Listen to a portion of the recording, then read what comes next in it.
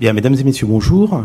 Donc, en fait, je vais vous livrer l'expérience que nous avons avec de Bertrand Loun et moi-même sur la mesure de pression in situ. Cette présentation va vous paraître un petit peu rébarbative sur certains aspects, mais je vous demanderai quand même de bien écouter parce qu'il y a des aspects qui sont tout à fait pratiques et qui vont avoir un impact en fait au quotidien dans nos cabinets médicaux. Alors, cette mesure de pression, c'est aussi appelé la mesure de pression d'interface ou mesure directe, qui consiste à placer un capteur sur la peau et sous un bas de compression et en mesurer ce qui se passe. Ça a été, dans le temps, au début, mis en place pour juger ce qui se passait dans les cicatrisations de plaies par brûlure. Alors, j'ai un rappel à vous faire, c'est qu'actuellement, les bas médicaux, vous savez qu'il y a des classes qui les catégorisent, ce n'est pas cette méthode-là qui est utilisée pour les classer. Mais c'est une méthode qui est en laboratoire textile, une méthode dynamométrique, donc pas une méthode sur la personne. Alors, nous réalisons depuis 3 ans des mesures, différentes campagnes de mesures de collecte de données, avec un appareil qui est un appareil multicanal, le SIGAT, de chez Ganzoni-Sigvaris, dont les performances sont connues et déjà publiées. Alors, nous effectuons des mesures soit au repos, soit en activité musculaire, à la marche, mais c'est difficilement possible, nous avons quelques données, mais surtout dans des cycles de flexion dorsale du pied ou d'autres situations, par exemple la situation passage de la position couchée à la position debout.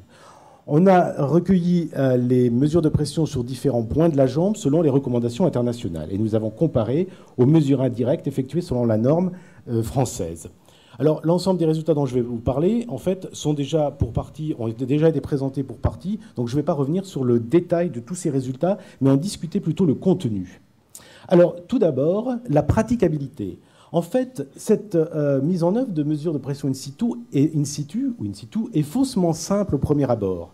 En fait, elle est longue. On a eu jusqu'à 4 heures par jambe pour 5 mesures et pour 2 textures différentes en utilisant un appareil simple canal. Elle est délicate. Vous voyez ici, vous avez un capteur de pression, des tubulures. Il ne faut pas que les tubulures se chevauchent, il ne faut pas qu'elles se coudent. Il faut les positionner sur la jambe, les repérer, que ce soit avec un marqueur ou avec un centimètre. Il faut donc une bonne coopération du patient, d'où le faible nombre de sujets que l'on a testés et des faibles nombres de résultats à produire. Mais ceci n'est pas notre fait uniquement, c'est aussi le fait des publications internationales où il y a un faible nombre de sujets traités. Bien que théoriquement elle soit utilisable en n'importe quel point de la jambe, elle est limitée par la taille du capteur, ici 40 mm, car ce capteur ne pourrait recueillir des pressions, par exemple à ce niveau-là, du fait du rayon de courbure trop important. Alors, en l'absence de normes internationales concernant cette méthode, il y a, comme l'a dit le professeur Parche, des recommandations professionnelles qui ont été émises par un groupe de travail et publiées en 2006. Cependant, fort de l'expérience que nous avons, nous pouvons dire quand même que certains points sont troublants. D'abord, la méthodologie des recommandations n'est pas connue. Ensuite et surtout, elle préconise la prise de mesure en un point qui s'appelle B1 et qui est défini comme où le tendon d'Achille devient le muscle gastrocnémien. Dans la publication des recommandations, on ne sait rien de sa reproductibilité. Elle recommande aussi la mesure de la rigidité in situ, donc en utilisant cette mesure-là sur le patient, en sachant que cette rigidité est définie comme l'augmentation de la pression pour chaque centimètre d'augmentation de la circonférence de jambe entre la position debout et la position couchée. Encore faut-il montrer qu'il y ait une différence de centimétrie entre la position couchée et debout, et aussi lorsque le sujet va marcher, parce que dans nos cabinets, le sujet ne fait pas que chez lui, le sujet ne fait pas que se coucher et se lever. Et on s'est posé la question pourquoi certains membres du groupe de recommandations n'utilisent pas cette méthode-là. Alors, en ce qui concerne le point B1, nous avons aussi l'expérience de certains ateliers pratiques, que ce soit de la SFP ou que ce soit des ateliers pratiques du DU de phlébologie ou de compression, dans lesquels les étudiants ont du mal à repérer ce point B1, voire même certains enseignants. Et nous, dans notre expérience, on a eu du mal à localiser ce point B1 qui devait se situer normalement à 10-15 cm de la pointe de la malléole. Alors, nous nous sommes aidés de coupes échographiques pour situer là où disparaît le muscle gastrocnébien pour faire place au tendon. Et nous l'avons mesuré par rapport à la pointe de la malléole. Ici, vous avez un rapport avec la taille du patient, mais vous voyez qu'en fait, il ne se situe pas entre 10 et 15 cm, mais beaucoup plus, entre 13 et voire même 20 cm de la pointe de la malléole. Ensuite, à ce même point, nous avons mesuré le rayon de courbure au point B1. Et vous voyez que le rayon de courbure, qui est ici, en centimètres, est extrêmement variable. C'est-à-dire qu'on se trouve en un point où le rayon de courbure peut être soit très faible, avec donc des pressions développées très fortes, selon la loi de Laplace, ou des rayons de courbure très, très grands, avec des pressions en conséquence qui sont très faibles, un peu comme ce qu'on observe au niveau de la cheville. Donc ça ne nous paraît pas forcément un bon choix de nous recommander d'utiliser pour les mesures in situ ce point B1. Ensuite, c'est l'index de rigidité qui nous a paru intriguant. Je vous rappelle sa définition. Il est calculé comme la variation de pression in situ entre la position couchée et debout au point B1, point où la variation de circonférence du membre est la plus importante. Voilà pourquoi le choix s'est fait en B1, parce que soi-disant, cet endroit-là, la variation de circonférence du membre entre les différentes positions va être la plus importante. Donc nous avons essayé, dans un premier temps, de mesurer la différence de circonférence d'un membre entre la position couchée et debout chez un certain nombre de patients, ici une population qui souffre d'affections veineuses superficielles primitives, au moins classées C2 selon le C de la CEAP. On s'aperçoit qu'on recouvre ce que l'on avait plus ou moins dans ce qui est noté dans les publications, et il y en a peu, environ 0,75 cm à la cheville et 0,64 au mollet. Mais vous voyez que les variations sont extrêmes, c'est-à-dire qu'on a des sujets chez qui il n'y a aucune variation et chez d'autres chez qui il y a 2 cm de variation. En poussant plus loin l'investigation, chez un certain nombre de sujets, nous avions des sujets qui présentaient une jambe saine et une jambe avec la pathologie veineuse. Et nous avons comparé, entre la position couchée et la position debout, la circonférence du mollet et de la cheville entre le côté sain et le côté pathologique. Vous apercevez qu'il n'y a pas de différence. Donc en fait, on nous demande de mesurer un index de rigidité chez des patients dont on sait qu'ils vont un petit peu, pour certains, augmenter leur circonférence de mollet entre la position assise et la position debout, mais pas de manière systématique et pas forcément en lien avec la pathologie. Ensuite, on s'est posé la question de savoir, la position couchée à debout, c'est intéressant, mais que se passe-t-il lorsque le sujet a une activité musculaire? Donc, nous avons utilisé, et ça a déjà été montré dans un autre congrès, un mètre coulissant appliqué au niveau du mollet, et nous avons essayé de voir, lorsqu'il contracte ce mollet, s'il y a une variation de circonférence du mollet. Et on s'est aperçu que le maximum de circonférence du mollet, d'augmentation de circonférence du mollet, était de moins de 3 mm.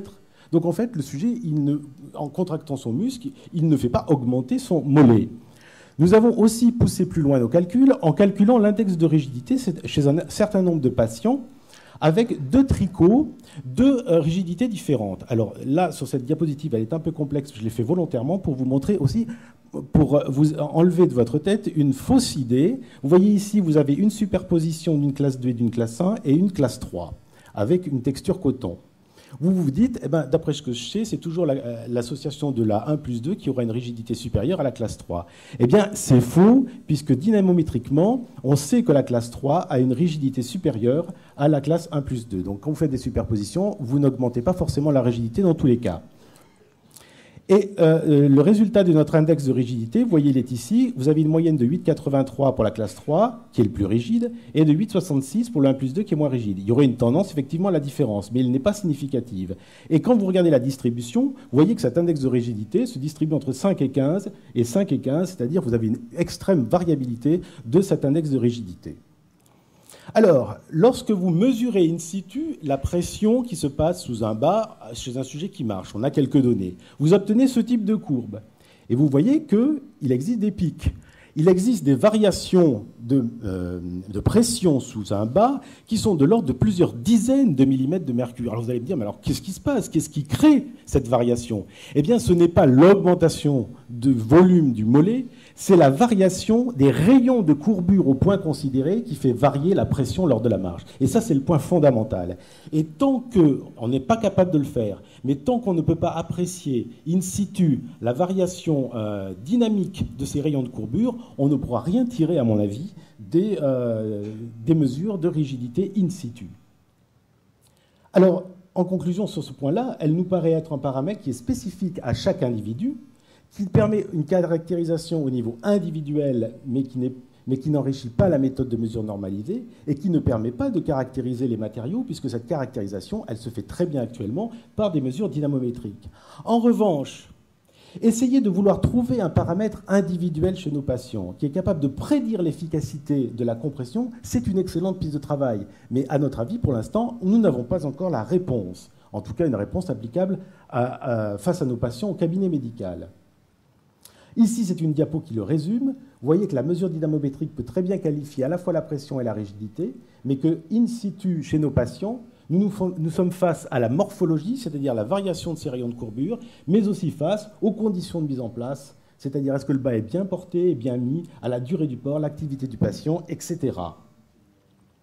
Alors, est-ce qu'elle a un intérêt pratique, cette méthode de mesure in situ? Oui, bien sûr. Dans certains axes de recherche, par exemple, pour dépister les causes d'intolérance ou dans les cas de superposition. Et là, je voulais simplement vous donner un exemple.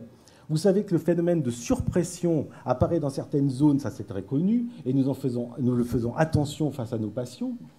Et qu'une démonstration en est régulièrement faite lors des ateliers pratiques, d'où leur intérêt. Ils démontrent que les étudiants parfois serrent trop fort à certains endroits de la jambe les bas de compression ou les bandes quand ils les mettent.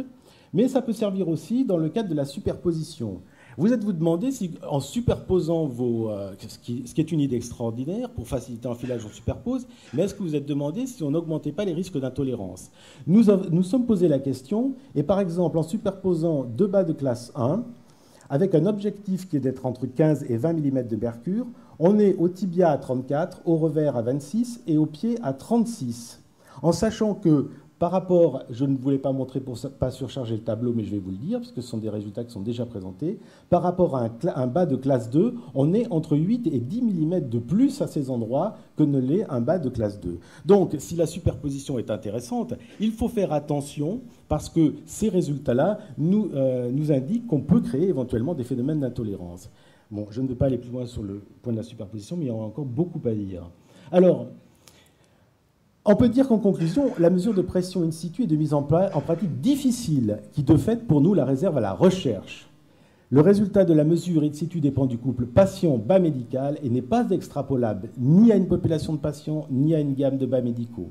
Cette méthode ne permet pas, à notre avis, de caractériser les propriétés intrinsèques d'un bas médical de compression. Par contre, elle peut rendre des services dans les ateliers pratiques, l'enseignement de la compression médicale et l'analyse, par exemple, des causes de non-observance. Et je terminerai là-dessus.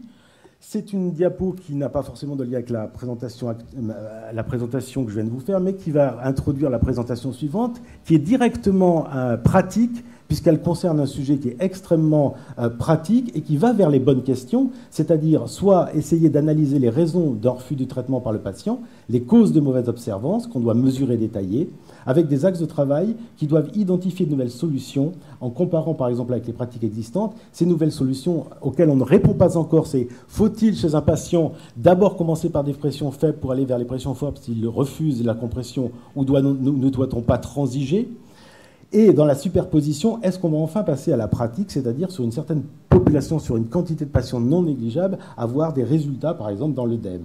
Et bien sûr, engager des recherches communautaires industrielles, médecins, caisses d'assurance, pour obtenir des moyens d'appliquer la compression de manière plus facile chez nos patients, qui, pour l'instant, sont limités par des actes de nomenclature infirmiers, par exemple, qui nous réduisent dans la possibilité de mettre en place au quotidien la compression. Je vous remercie.